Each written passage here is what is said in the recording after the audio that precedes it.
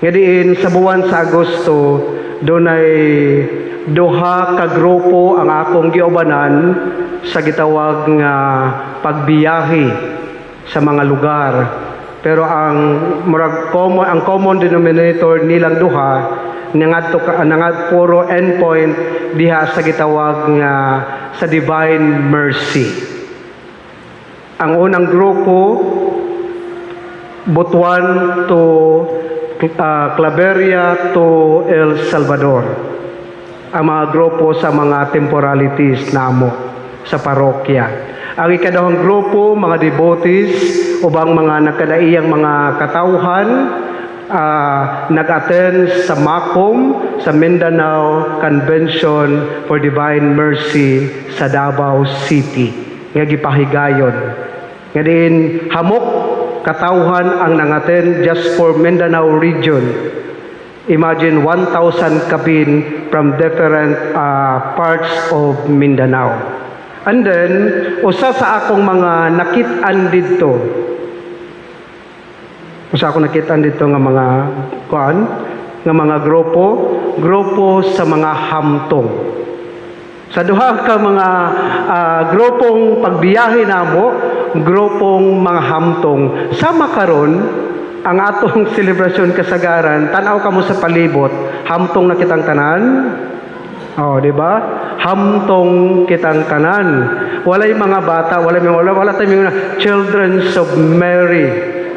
No? Bitaw? So, mga hamtong. Nya kasagaran, pag mga hamtong ang akong mga kauban, mga ingon gayud ako nga, I am secure. Secure sa pagkaon o uban pang mga panginahanglan ni Father o sa kauban.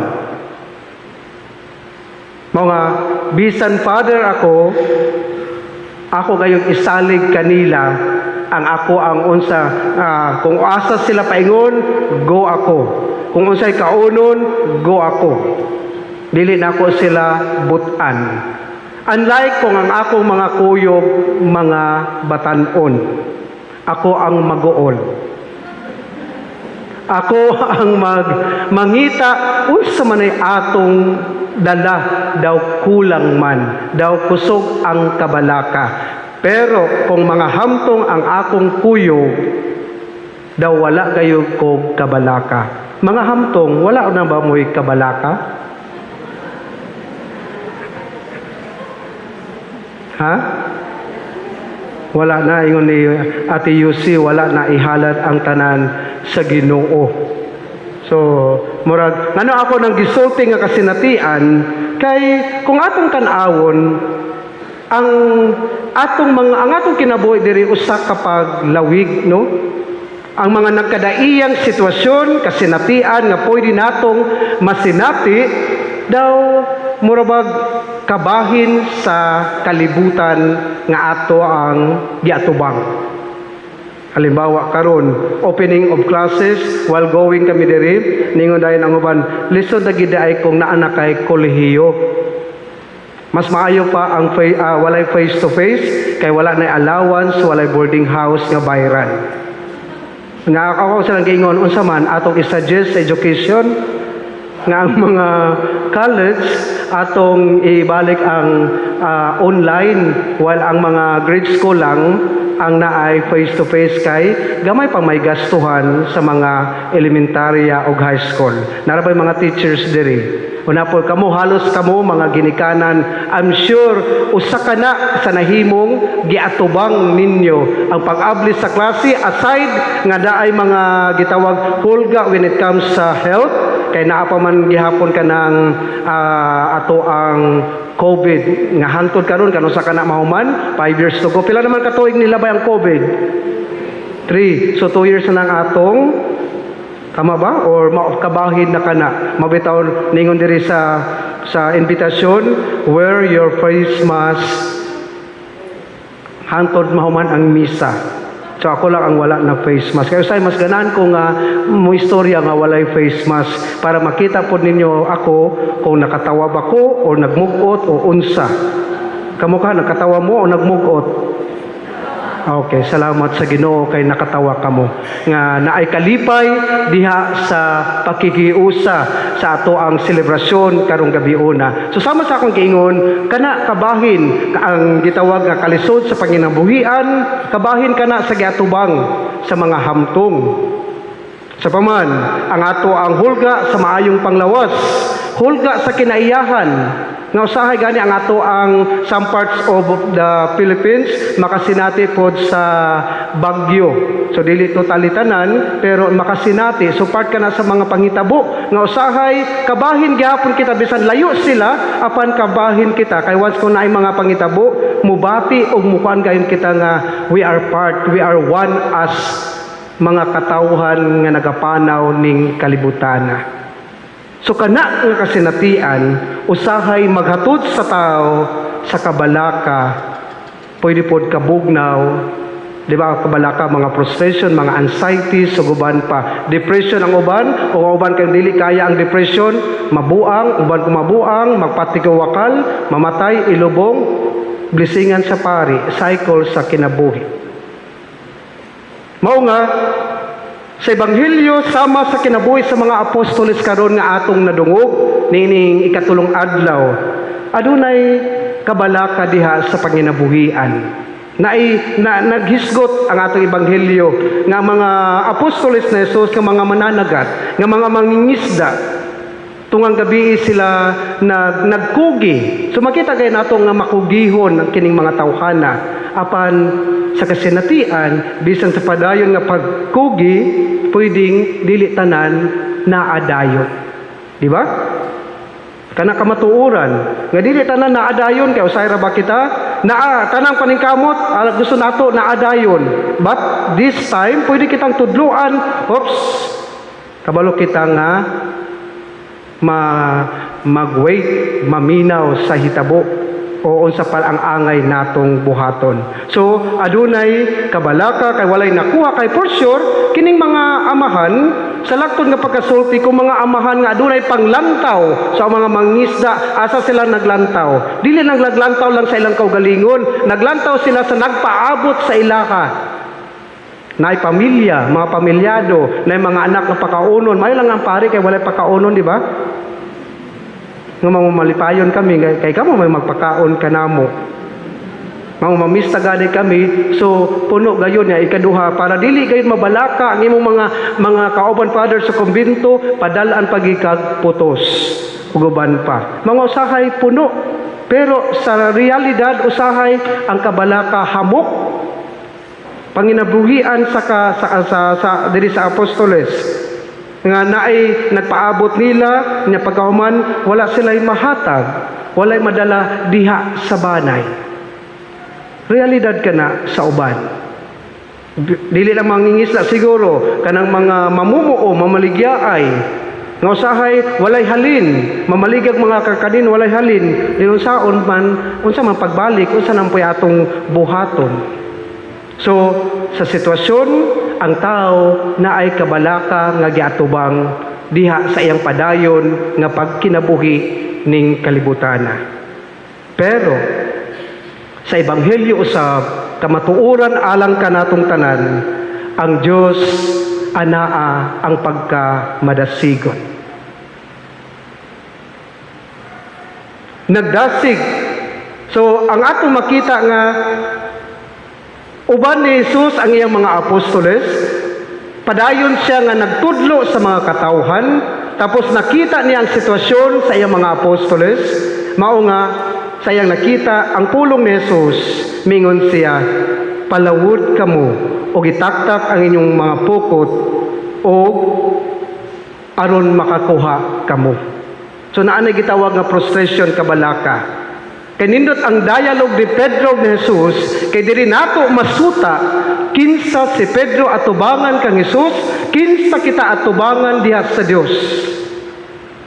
Nga usahay kini ang nindot natong balikan kung usahay moabot ka nato ang kabugnaw, kabalaka sa kinabuhi nga atong giatubang regardless ato ang mga nagkadaiyang sitwasyon nga giatubang.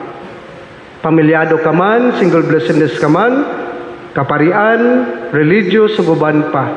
So usahay na kitay mga giatubang apan ang hagit ni Jesus palawod kamo ug makakuha kamo og daghan.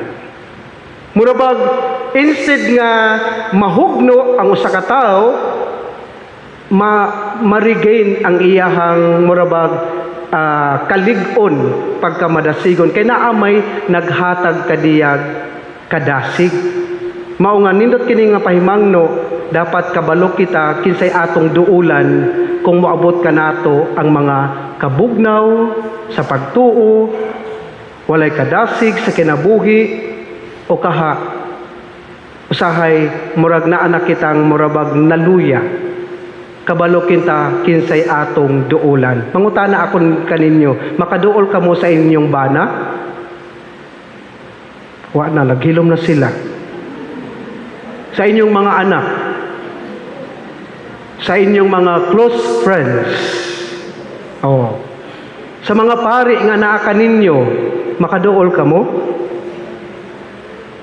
O kaha sa mga tao nga kauban nato sa pagtuo, makaduol ba kita? Nga diin kini makaingon nga instead nga ako madaon, matagaan ako kalig-on. Nga ang mga pulong niya pinaagi sa giyag lamdag sa Dios daw makahatag kanatog padayon sa panaw. Paglakaw, ayaw o surrender, dapat padayon. Mao nga sa iyang sa encounter ni Pedro ni Jesus, ang panagtagbo ni Pedro ni Jesus naghulagway una anaa ang pangilan ni Pedro. Una, si Jesus gayud maayong magtutudlo. Gani iyang magtutudlo. Si Pedro masaligon kay gani sa iyang pulo tungod kay nagsugo ka man akong buhaton. So it means sa kasinatian ni Pedro sa iyang pagbanuban kang Hesus, nakagamot na ka na ang iyang pag-ila kang Hesus. Murabag kung atong tanawon, lalom na ang kasinatian ni Pedro. Daw pwede gihapon ni gawas ang iyang tawhanon apan lalom ang iyang pag-ila kang Hesus. Kay ngano man naa siya sa mga panahon nga ang Dios nagpadayag sa mga kaayuhan, pag-ayo sa mga masakiton, pagpakaon sa mga gigutom, uban si Pedro, gidala si Pedro sa mga nagkadaiyang kasinatian uban ang Dios. Mao nga magtutudlo tungod kay nagsugo ka man, misunod siya. So kanindot ana nga hulagway, mga kung kay wala man po yung mga pulong ni Jesus nga makadaot. Kaya ang tanang pulong ni Jesus diha sa kasinatian ni Pedro naghatod gayud og kaayuhan. Tanang mga murabag nagpahiluna diha sa kasinatian ni Pedro. Mao nga sa iyang pagsunod kang Jesus sa makausa, makaingon ako, nabuka ang iyang kasing-kasing sa kaayo sa Dios diha kaniya og nakailas siya nga usahay aduna siya kabalaka og nagpaumabitaw ni ang iyang pulong, Ginoo palayo kanako kay makasasala ako. Sometimes tungod sa kaayo sa Dios sa atong kinabuhi sama ni Pedro, kita ra pud ang mo-acknowledge na sometimes nganong ingani man kaayo ang Dios kanako bisan pa man sa mga ako ang mga personal nga dynamics. Nagpadayon siya. Kana palang daan, so magpadayon kay kita nga matinud-anon nga mosalig sa Dios. Mao nga ang kasinatian ni Pedro sa kaabli sa unahuna o kasing-kasing sa iyang paghimamat, sa iyang pakigtagbo sa Dios, may atong paningkamutan nga mapuy-an. No? Mga hamtong naman kita. So mas tag-as ng ato ang gitawag nga kaabli sa panghitabo sa atong kinabuhi. Kung kanus unsaon kita paglinog, pag-uyog sa atong kinabuhi, mao nga mas makahatag kita og kalig-on ngadto sa uban kay kita mismo nakasinati man. So kanang mga preparation, for example, ang mga hamto nga mag-prepare, nakasinati sila nga magutman, mao nga they prepare ahead of time. Kung manglakaw, murang ang ilang lakaw usa ka semana, bisan 1 day ra o 2 days. Kay nakasinati man sila. So mausab nga sa atong pagpaminaw, mao nga si Pedro klaro kayo ang iyang gikuan. mituo misalig sa kang Kristo, ang iyang kasinatian nagdala kaniya diha sa pagtuman kung unsa ang pulong sa Dios. God's grace is so abundant, and when we listen and obey His call. Ingana ka murabag kanindot. Siya ang magpuno sa atong kakulangon, ang iyang pamaagi dili matugkad, busa ang pagsalig kaniya huptanta sa atong kinabuhi. Ayaw kahadlok, sukad karon, magdahi kanag mga tao. So adili kita mahadlok kung kita ipadala, kung kita mahimong servant leaders, kung kita mahimong mga magsasangyaw sa kaayo sa Dios ngadto sa uban. So dili lang taman nga ato lang i-keep, but we challenge also to move and to share the many blessings that God bestowed in us. Kita usab mamahimong mga kauban diha sa panaw, diha sa pulong sa Dios nga iyang gihatag kanato, sa kanunay ato kining mapuy-an. May sama kita kang Pedro, ingon man sa atong kinabuhi, di nato kalimtan. So ang atong gisaulog, ang usa ka babae nga puno sa pagkamasaligon sa Dios. Nga diin ang walay luna ang kabalaka, kung walay pagduda sa gahom sa Dios, o gani sa iyang kalig-on sa iyang pagsalig sa Ginoo, ang panalangin padayon nga gibubo sa Dios diha kaniya. Busa mausab kana ang ato ang paningkamutan nga mabuhat mapuy-an sa atong kinabuhi. Amen. Amen. Palihog manindog ang tanan. Puno og atong pang isang pitya sa Dios ang ato ang mga nagkadaiyang mga pangamoy.